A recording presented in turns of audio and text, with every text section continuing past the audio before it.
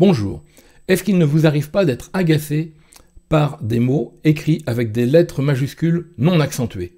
Par exemple, voir écrit ça, sans savoir si en réalité il s'agit de ce mot-là ou celui-là. Vous, je ne sais pas, mais moi ça m'agace et je vous apporte une solution.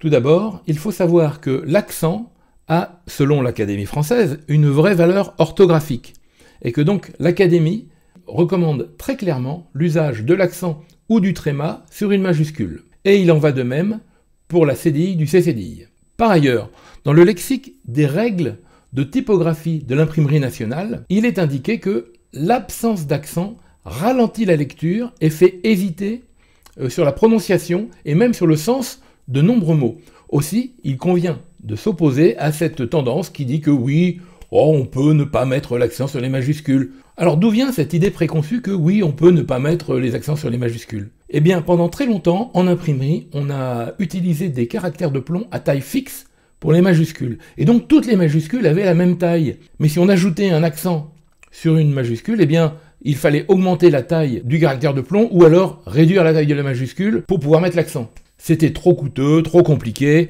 On s'est dit, on peut ne pas mettre d'accent sur les majuscules. De plus, les machines qui servaient à composer étaient très souvent d'origine anglo-saxonne et donc il n'y avait pas d'accent prévu. Alors il faut savoir qu'en informatique, à chaque caractère correspond un code.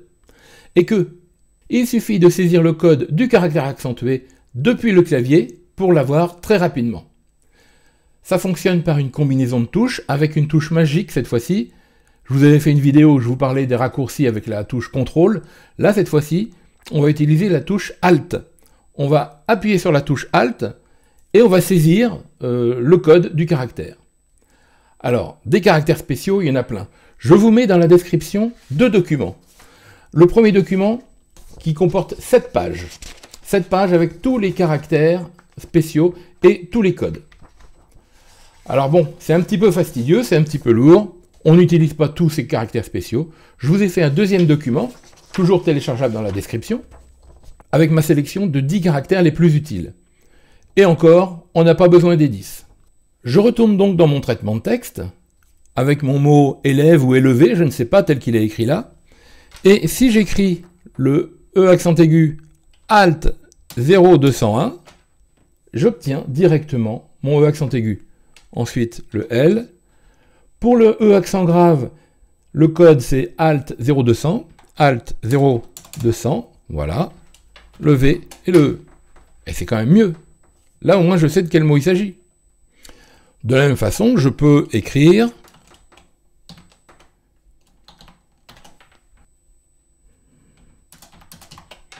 élevé, élève ou élevé. Voilà, je sais de quel mot il s'agit.